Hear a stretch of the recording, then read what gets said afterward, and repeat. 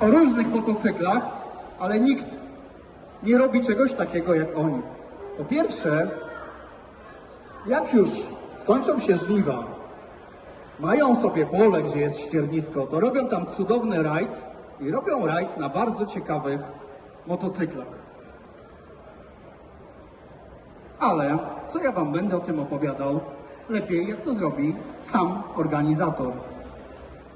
Gawron Tuning, zapraszam.